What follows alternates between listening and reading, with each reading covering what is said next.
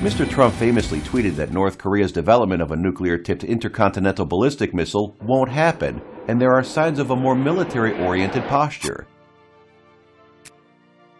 James Mattis made Seoul one of his first stops as defense secretary, and South Korea subsequently agreed to the accelerated deployment of U.S. anti-missile technology. At the moment, the U.S. has rejected any negotiations. Even if there were any, Kim Jong-un has indicated his determination to become the world's newest nuclear power very soon. Long-range artillery by the hundreds, submarines, bombers. A new approach would be needed. Many signals sent by Washington point to a military attack, but that, too, is complicated.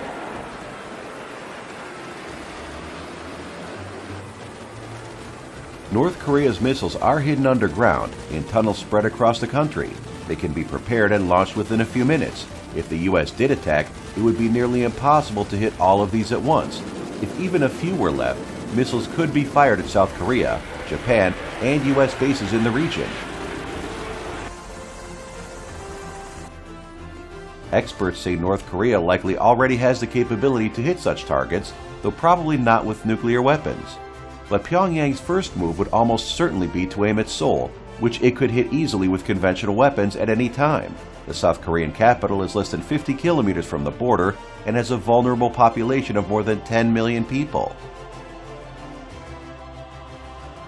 North Korean newspapers said Pyongyang was ready to take out a U.S. aircraft carrier conducting drills with Japanese destroyers near the Philippine Sea.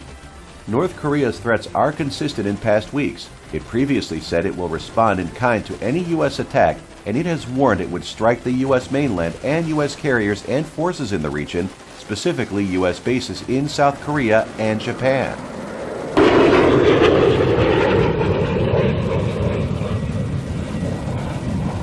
That means military threats don't work, argues Mr. Yang, who was one of China's lead representatives on Six Nation talks a decade ago. Instead, he believes North Korea should be coerced and coaxed to the table through equal measures of hard-hitting sanctions and promises of economic opportunity.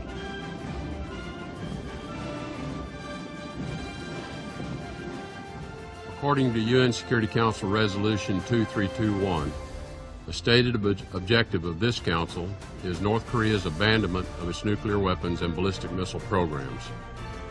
For the past 20 years, well-intentioned diplomatic efforts to halt these programs have failed. It is only by first dismantling them that there can be peace, stability, and economic prosperity for all of Northeast Asia.